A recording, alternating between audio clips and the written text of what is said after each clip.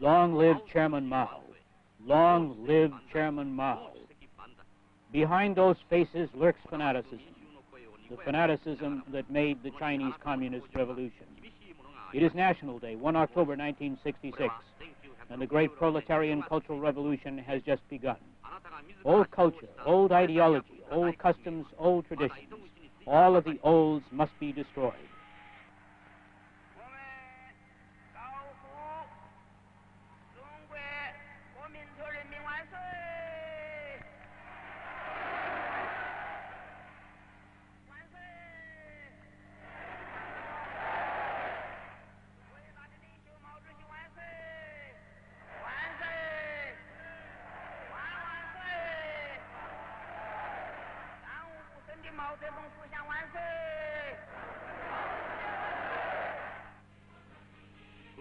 This was the slogan used by the Red Guards, who suddenly appeared during August 1966.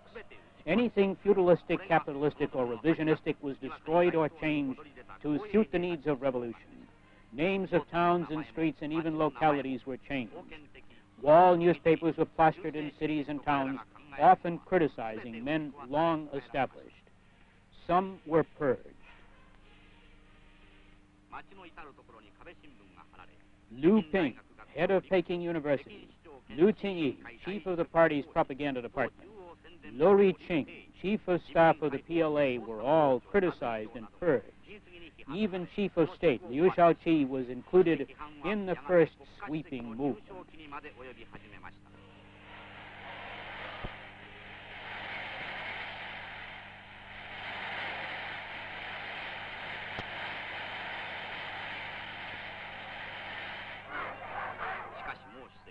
Chairman Mao, was it necessary to create the situation you call revolution? It seems that most people in the world cannot understand the situation.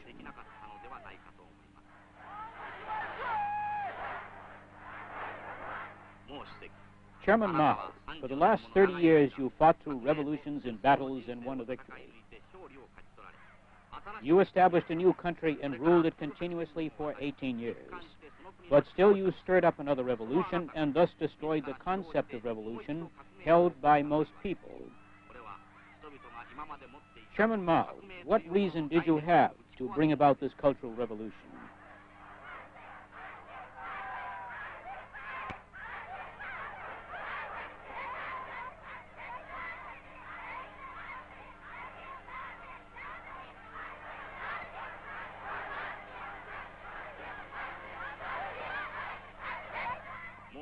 We would like to study your path and sift through the history of China to seek the answer.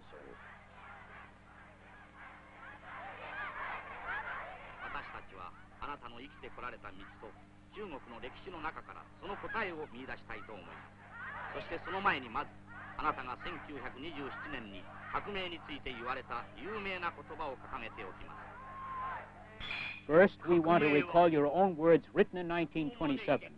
A revolution is not a dinner party or writing an essay or painting a picture or doing embroidery. It cannot be so refined, so leisurely and gentle, so temperate, kind, courteous, restrained, and magnanimous. A revolution is an act of insurrection, an act of violence by which one class overthrows another. 3,000 students gather in front of Tiananmen on 4 May 1917, shouting, "China is for the Chinese people." They were protesting the actions of the Chinese government in giving way to the Japanese 21 demands. This was the May 4th movement, the beginning of years of protest and revolt.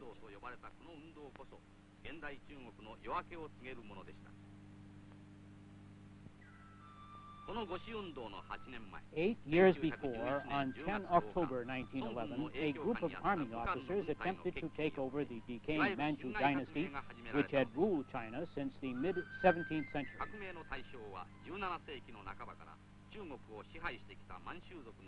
The Empress Dowager, who held power during the latter part of the Qing dynasty, crushed an earlier group which had been alarmed over China's defeat during the 1895 war with Japan and was trying to bring about reform. The reformers persisted and eventually overturned the Manchu government in the widespread Wuchang Uprising of 1911. 民衆が自ら立ち上がる以外にないということを教えたと言えるかもしれません。帝太后が死んでわずか3年目に辛亥革命が起こり、翌年ついに清朝は滅亡したのでした。 Sun Yat-sen received news of the revolution while he was in the United States. He returned to China, assumed the presidency of a provincial government, and established the Republic of China. But the fruits of revolution were never realized as expeditionary forces from the north soon took over.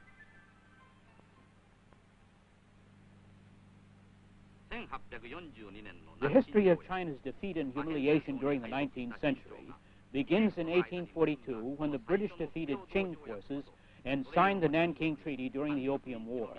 England's colonial foothold began a great power struggle with the United States, Russia, France, Japan, and finally Germany carving out spheres of influence, economic and territorial concessions which they backed with military force.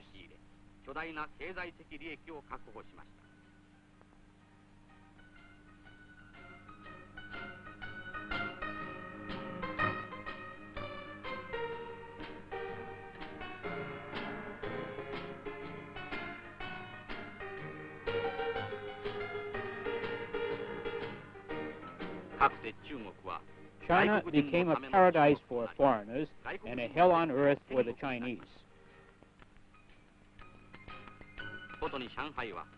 Shanghai especially became a Western city, alien to the Chinese.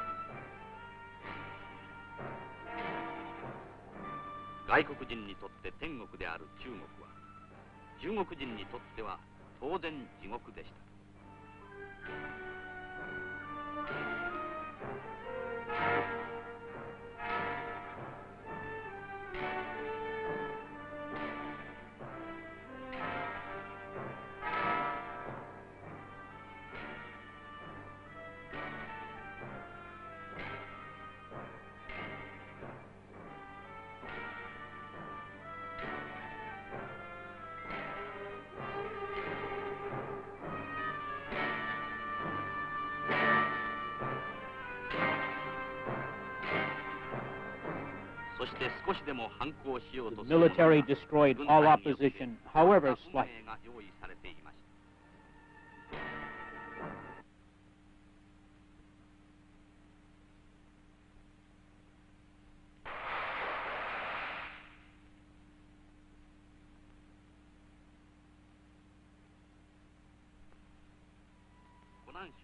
Shaoshan, Shantan, Xian, Fudan province is Mao Zedong's birthplace. Mao, you were born when China was in a miserable condition. Later, you said to Edgar Snow, there were two parties in my home. One was my father, who was the chairman. The opposition party included myself, my mother and younger brother, and sometimes our hired hand. Biography of a Revolutionary. In 1919, when the May 4th movement began to spread, you were in Changsha. You were only 17 at the time of the Wuchang Uprising and spent half a year in the Revolutionary Army. Between those two dates, you organized the Shinmen Shuisi, the New People's Study Society.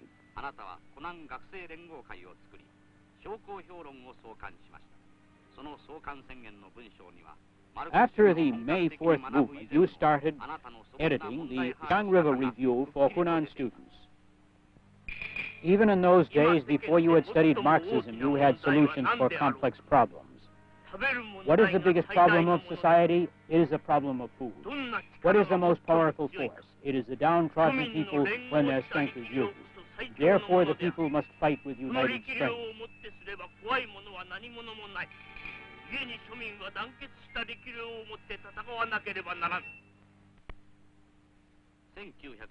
July 1926.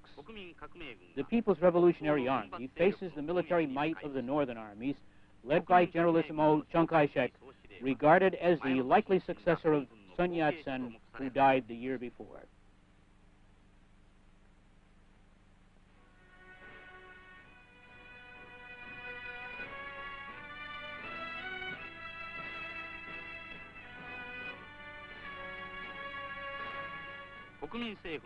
Many members of the Chinese Communist Party were in both the People's Revolutionary Army and in the Kuomintang, for at this time it was the policy of the CCP to follow a dual course of action.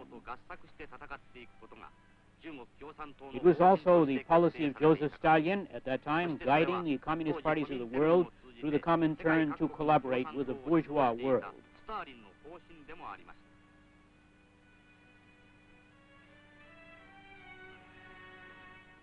The people in various areas where destruction by the military had been severe supported the People's Revolutionary Army.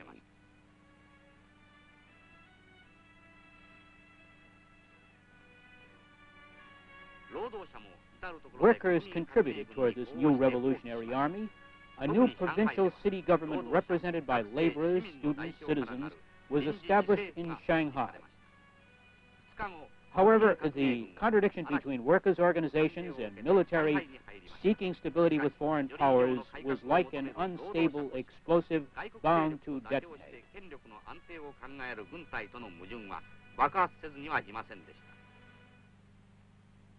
On 12 April 1927, the explosion came, and the end of the communist KMT collaboration was a tragic bloodbath following a coup d'etat and KMT takeover in Shanghai.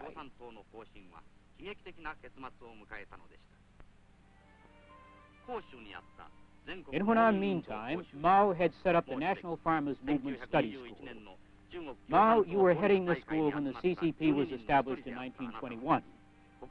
For a time, during the KMT-CCP collaboration, the movement prospered, and years later, when the revolution was successful, this was a movement you praised as most characteristic of the farmers.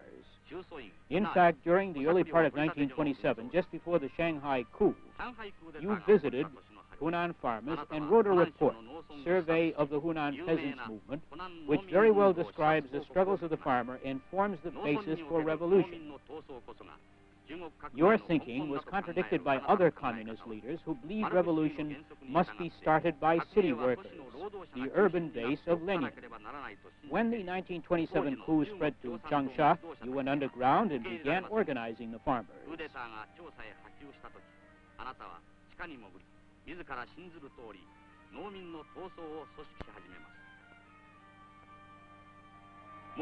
Here you are making a speech at a conference of peasant representatives.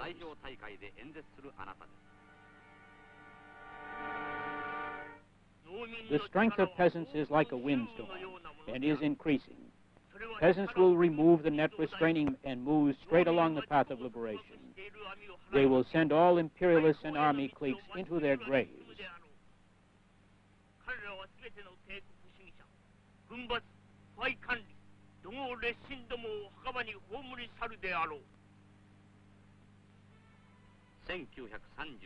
October 1934. After recovering from malaria, you start on a famous long march. You are not quite 41 at the time, and your entire belongings consist of only 2 blankets, a bleached cotton sheet, a waterproof cloth, an old umbrella, and a few books. Because Kuomintang forces were nearby, you had to leave without specific destination in mind. This is how the army looked. Not much spit and polish. But though seedy-looking, the People's Liberation Army was disciplined. It followed 3 main rules of discipline, did not create inconvenience to the people, and the 8 points for attention were strictly enforced.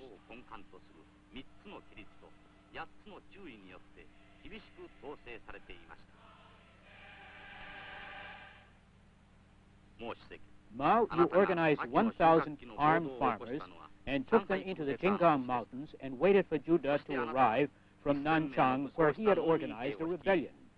Then with Zhu, you organized the Autumn Harvest Uprising and showed what you meant by peasant-based revolution. You became the party representative, and Judah became the military commander, and that was how the Red Army was formed. Then the Red Army instilled political views among farmers surrounding the Qingkang Mountains and gradually built up the liberated areas.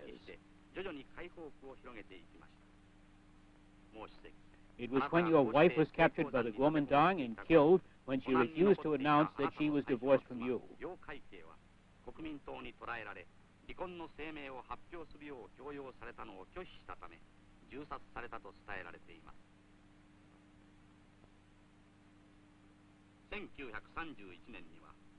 Riken Guangxi, 1931. At an important conference of Soviet territories liberated by the Red Army, you were elected head of the provincial control government, even though party leadership was in the hands of the ultra-leftists under Wan Ming, who headed the students recently returned from Moscow. The Long March proved to be the test for future CCP leadership, which is ultimately yours.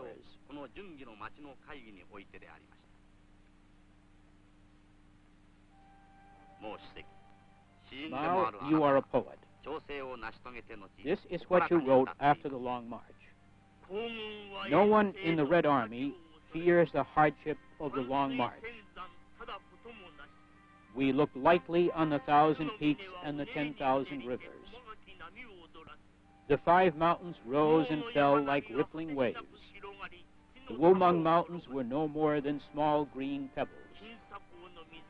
Warm were the sheer precipices when Gold Sand River dashed into them. Gold were the iron-chained bridges over the Tatu. Delighting in the 1,000 snowy hills of the Wind Mountains, the last pass vanquished, 3 armies smiled.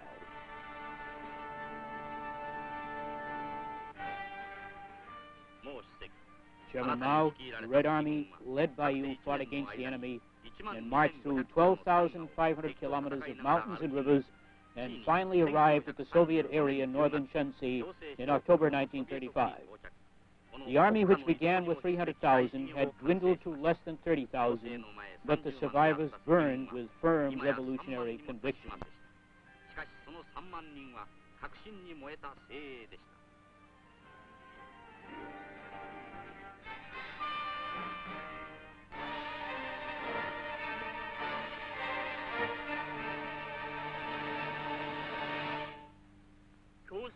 Every communist must grasp this truth. You wrote, political power grows out of the barrel of a gun.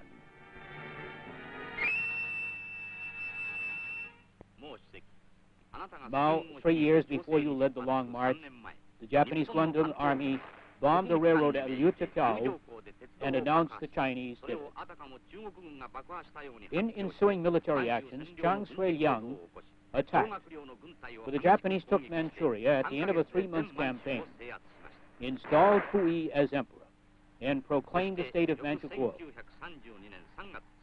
This flagrant invasion resulted in violent anti-Japanese sentiment by the Chinese, who carried out anti-Japanese education, demonstrations, strikes, and terrorism, which the Chinese government promptly suppressed.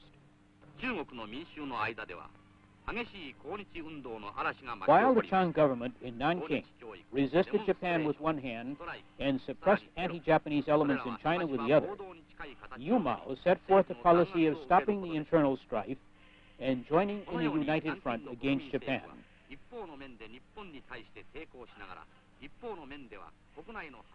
Thus, you and the Communist Party made clear your strong sentiment of nationalism.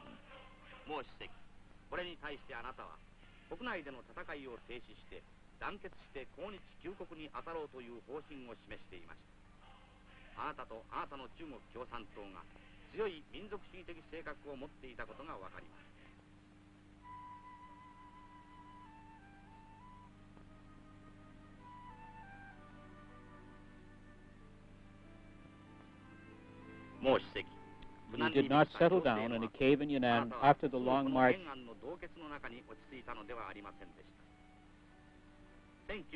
Edgar Snow interviewed Zhou Enlai in January 1936 and also called on you at Baoan.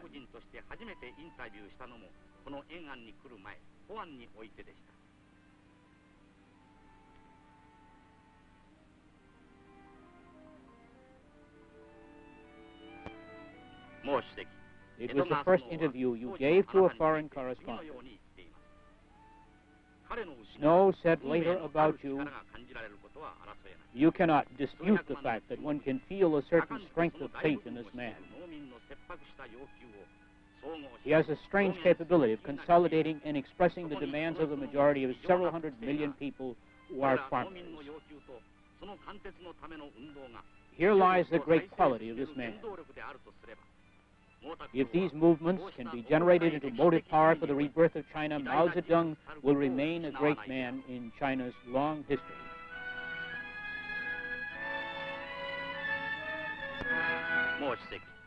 Chairman Mao, you consolidated forces to resist Japan.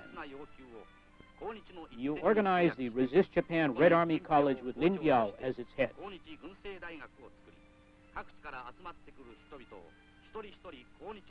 Yunnan was organized as the base for revolution. Many similar bases were established elsewhere in China. Masses were gathered and trained at those bases. Thus, preparations for Japan resistance were completed.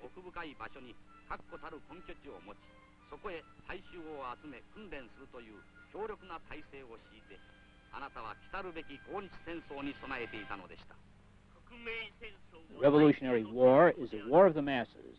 It can be waged only by mobilizing the masses and relying on them.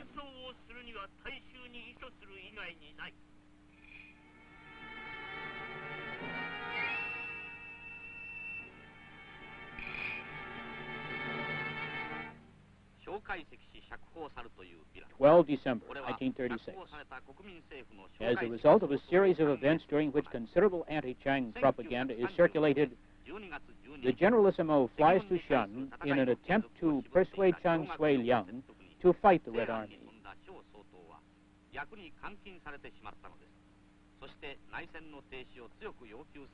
But Chiang Kai-shek finds himself imprisoned, and in an effort to convince him to join the communists and fight off the Japanese, Yu Mao sent Zhou Enlai to Shan.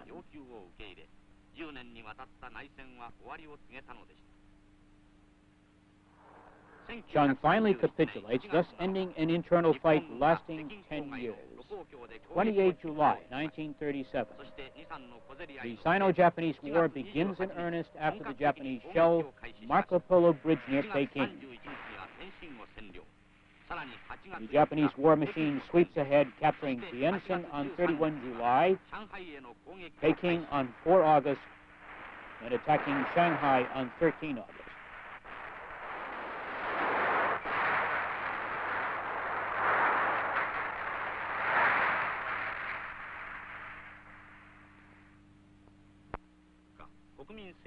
On 14 August 1937, the nationalist government issues a proclamation calling for an all-out defense of China, prepares to defend Shanghai, and accepts communist help in the national defense effort. The Red Army was brought into the KMT Army and was known as the 8th Route Army and the new 4th Route Army, with their own commanders. The overall command under the personal direction of Chiang Kai-shek fought well, but proved no match for the Japanese, who captured Shanghai in October and Nanking on 13 November. According to the record of the Tokyo trial, Japanese occupation forces killed 300,000 Chinese soldiers and civilians in Nanking. Chairman Mao, here you formulated your theory of protracted war. Even though China cannot win immediate victory, you wrote, she will eventually win because she fights a war of justice, can fight a protracted war which will prove costly to the enemy, and can easily gain foreign support.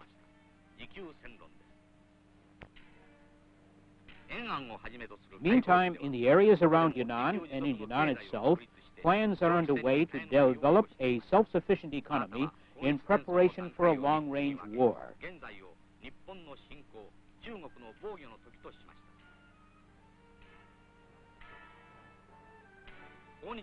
You divide the anti-Japanese war into 3 stages.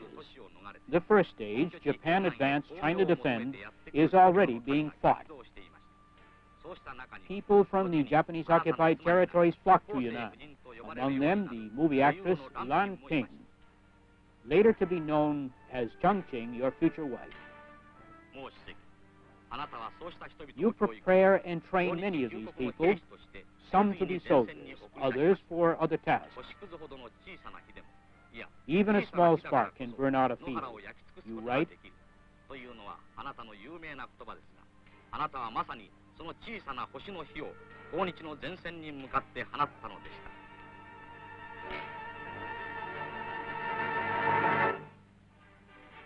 た。もう主席、 You organize guerrillas from among the farmers.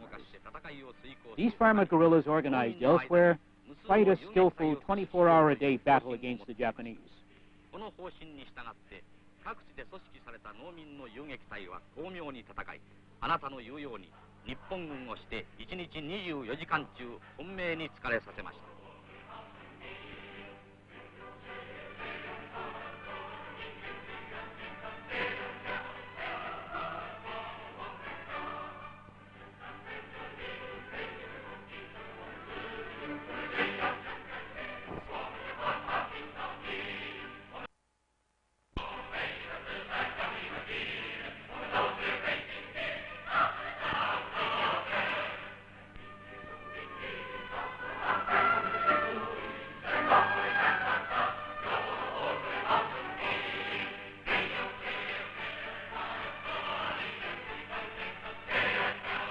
こうして遊撃隊の活躍する地区は急速に広がり、やがてその一部は八路軍が入ってくることで解放区となるのでした。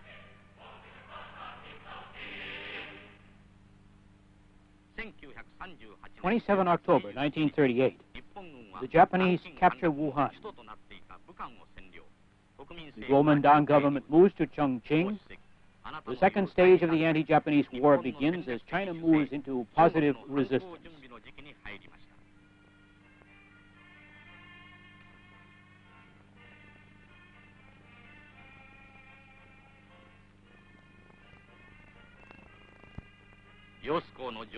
Despite air raids, Chongqing is comparatively safe. It is a natural fortress, barred from easy access by intervening mountains and the swift Yangtze. With weapons shipped in increasing quantities from the United States, the nationalists build their forces and wait for an advantageous time.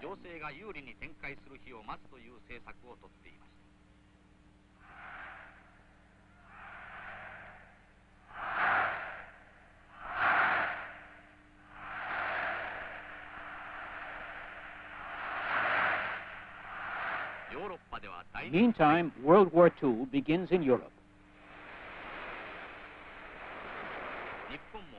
Japan is soon at war with the United States and England. China now has powerful allies.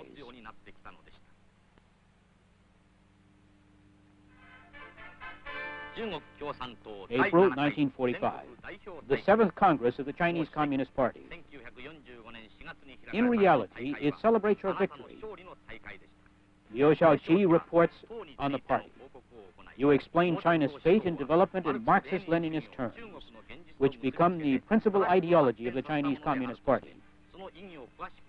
You have led the party through war and carried out rectification within the party.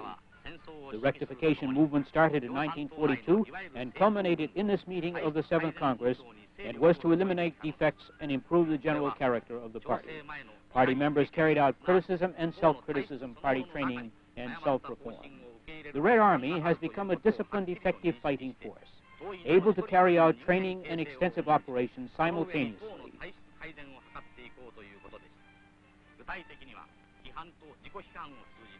Meantime, the war is drawing to an end.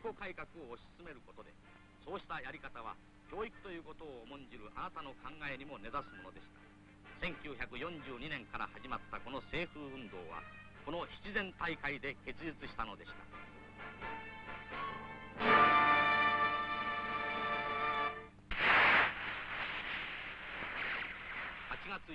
Your third stage of the resistance to Japan begins with the participation of Russian forces on 8 August.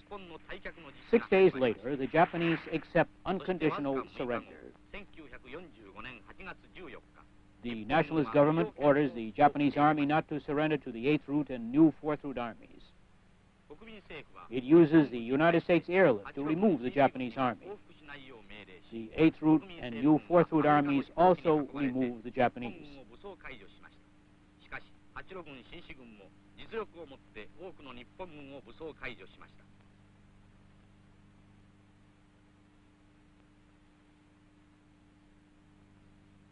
9月2日、2 September 1945, the surrender aboard the Missouri. したのもやはり国民政府の代表でした。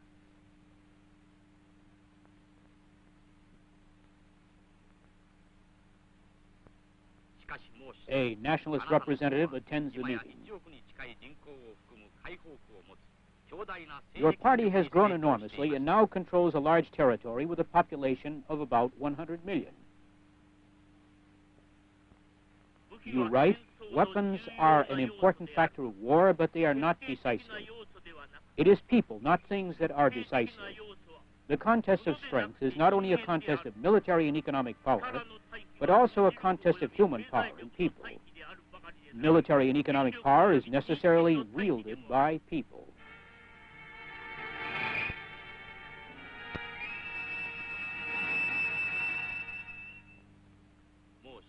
Chairman Mao, on 28 August 1945, you take your first plane ride from Yunnan to Chongqing.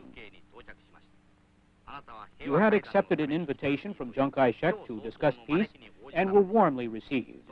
A year before, the United States envoy General Patrick Hurley visited you in Yunnan for the purpose of developing an agreement with Chiang. After a long conference, you and Hurley did make a draft, but the KMT issued a separate proposal, and the issue remained unsettled. あなたとハーレーは日中夜にわたる交渉の末、一つの草案を作り上げましたが、国民政府からは別の提案がなされ、まとまらないままに終わりました。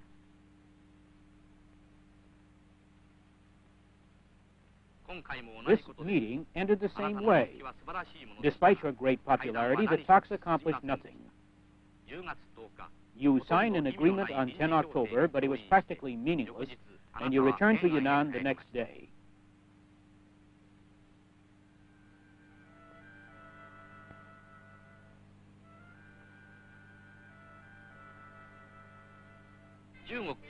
July 1946. The Kuomintang Army opens an all-out offensive against the People's Liberation Army, as it has recently been renamed. Equipped with United States planes and weapons, the nationalist forces soon capture over 50 cities and towns and 30% of the territory in the Northeast.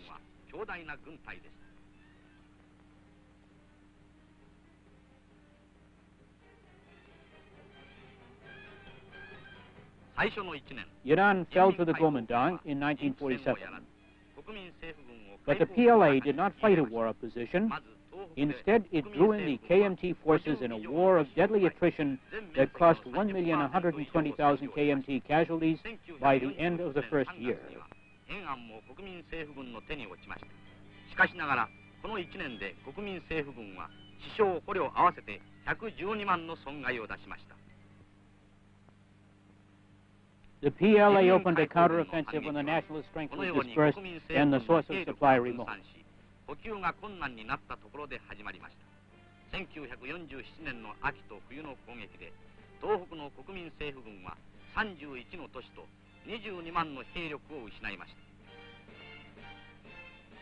た。 During the 1947 fall and winter offensive, the KMT Army in the Northeast lost 31 towns and cities, much of the territory, and 220,000 men.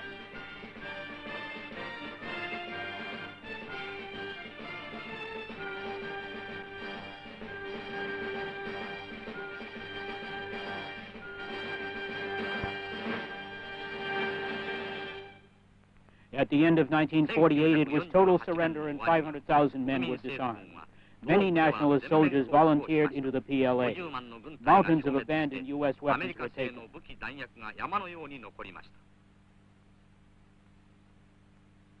国民政府軍の捕虜で人民解放軍に志願した者も数多くありました。 Meantime, Chairman Mao, you and your party promoted social reform in the liberated areas. A new land law was promulgated at the start of the 1947 counteroffensive, stating that the land belongs to those cultivating it. 1947年10月には中国土地法大綱を出しました。これは耕す者が土地を持つ土地制度を実現することを明らかにしたものでした。Former landlords were prosecuted and removed. 1億の農民の間で土地改革が行われました。三角帽子をかぶせるという昔からのやり方で悪質な地主は追放され激しく吊るし上げられました。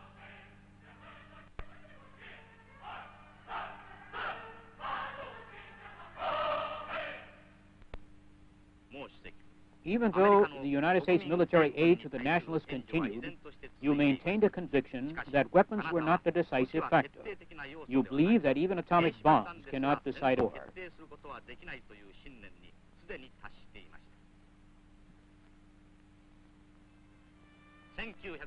30 January 1949, the People's Liberation Army marches into Peking.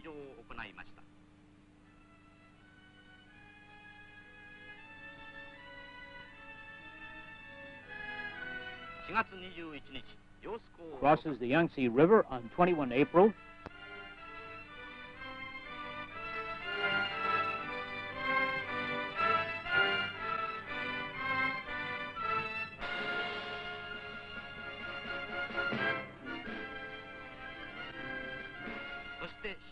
Captures the capital, Nanking, on 24 April.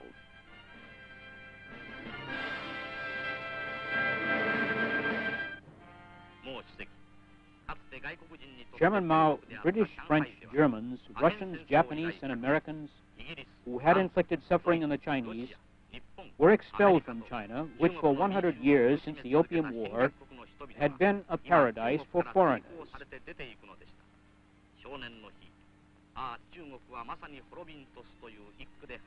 You, Chairman Mao, are about to realize your ideals.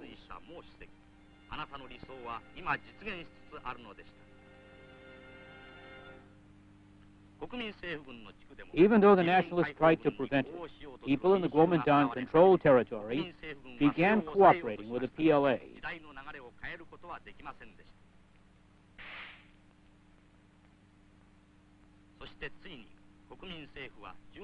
The nationalist government finally moved to Taiwan.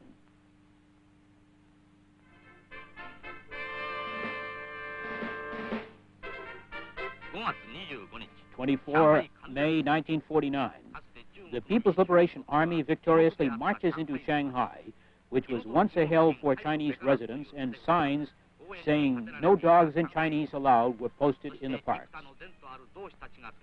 Citizens cheered the PLA.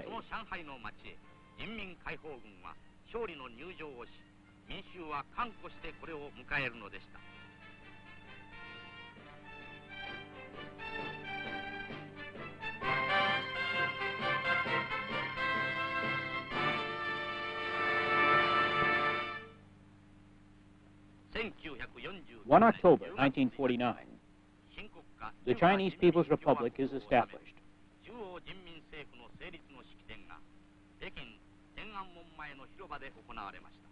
Reflecting back as you watch the celebration, you can recall the May movement took place. You were 25 then, now you are 55.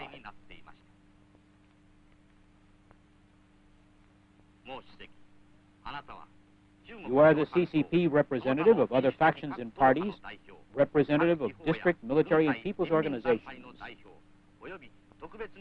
You were elected chairman of the Central People's Government through the Chinese People's Political Consultative Conference. You proclaim the establishment of the Central Government of the People's Republic of China.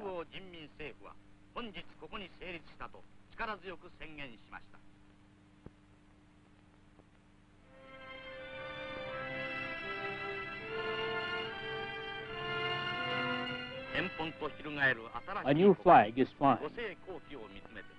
What is on your mind as you watch it? What was on the minds of your comrades who lived through 30 years of struggles and battles? Liu Shaoqi, Zhou Enlai, Peng Chun, Ho Lun, Sung Ching Ling, Zhu Da. This must have been your greatest day.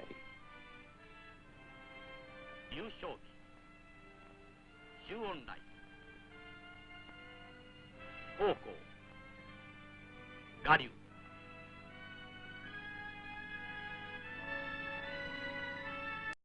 Sonbun no Mibojin, So Keire. そして取得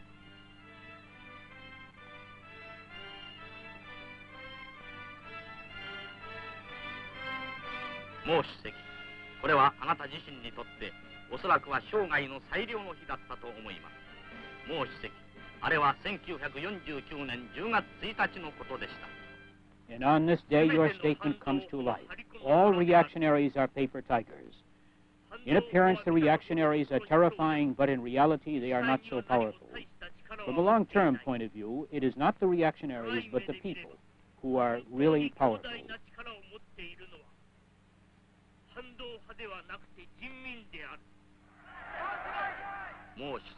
Chairman Mao, we will return to the first scene. Now only Lin Biao, considered your closest comrade, stands next to you. Some of those who joined in the celebration of the birth of a nation 18 years ago at Tiananmen have been purged. Those remaining have been pushed back from your side.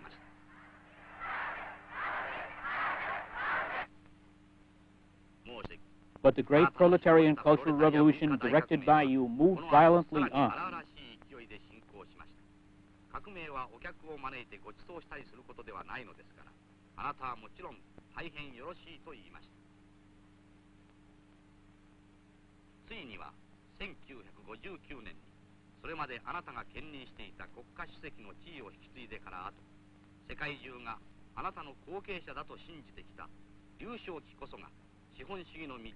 In 1959, Liu Shaoqi was firmly believed to be your successor. He became chairman of the People's Republic of China, a position held concurrently by you. Then he came under strong criticism as one of those treading the path of capitalism. He had said that the class struggle was already eliminated, and this was heresy. You stood up to state that the class struggle continues in capitalistic countries, and therefore continuing revolution is necessary, and that those who did not concur had to be disposed of. And Liu Shaoqi was purged from the CCP in October 1968 and disappeared from the political scene. Many other influential leaders were also purged.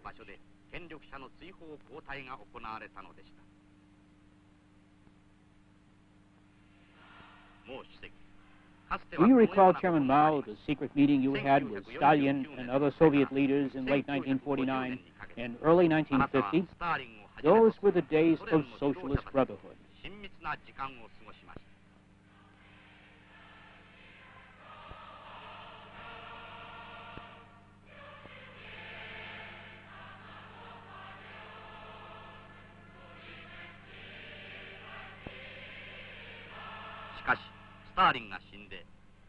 But the CCP criticized the freedom of the economy and ideology in the Soviet Union. This followed the criticism started in 1956. The CCP also criticized Khrushchev's peaceful coexistence policy toward the United States. The Soviet Union retaliated by withdrawing 1,300 Soviet technicians who were assisting in the construction of China.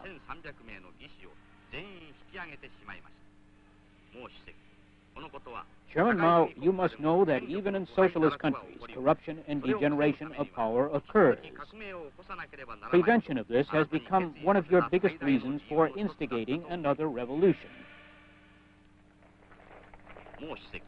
Chairman Mao, you lost your oldest son, Mao Anying, in the Korean War, the sixth member of your family sacrificed for revolutionary war. You said that you do not mix feelings with politics. You said that you consider the United States government the chief enemy in its continued support of the nationalists.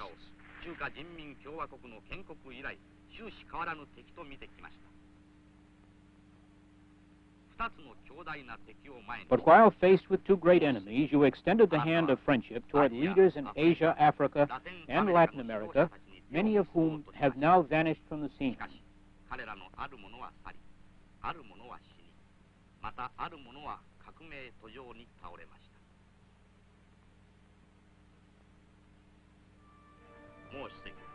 Chairman Mao, you anticipate the strength of worldwide masses in a revolutionary strategy of backward nations overthrowing advanced nations. But realistically, isn't the strength of the Chinese masses the only thing that you can actually grasp? You had to rely on the strength of your friends among the masses to carry out the Cultural Revolution. いわば毛沢東神話とでも言うべきあなたへの信頼を力として、もう一つの神話である中央集権の党組織を倒したのがプロレタリア文化大革命だということができます。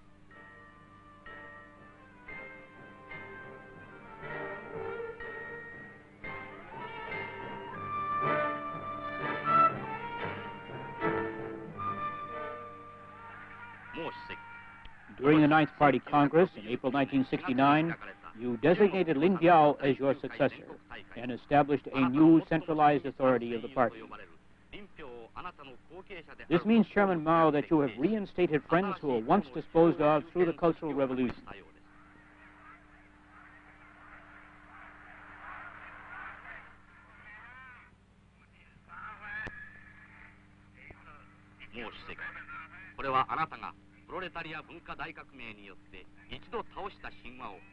Isn't this a form of contradiction?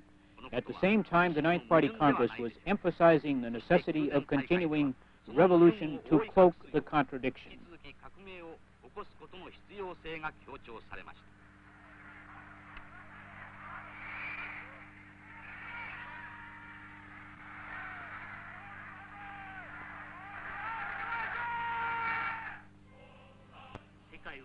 The world is yours as well as ours, you said, but in the last analysis, it is yours. You young people, full of vigor and vitality, are in the bloom of life, like the sun at 8 or 9 in the morning. Our hope is placed in you. The world belongs to you.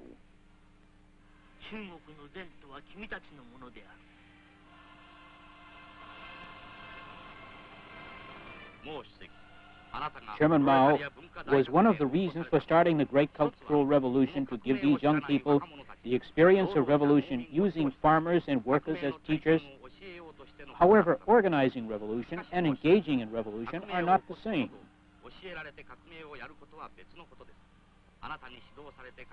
If these young people who, through your leadership, obtain this experience of revolution but do not possess the power of revolution, then the Cultural Revolution, which you called, is in reality called only for the purpose of suppressing the true revolution.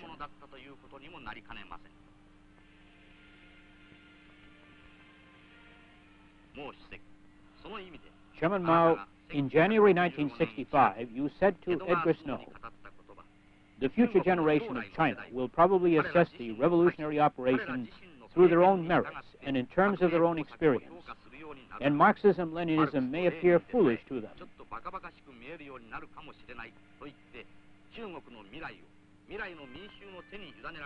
Your statement that China's future will be entrusted to the masses is believed to be magnificently human.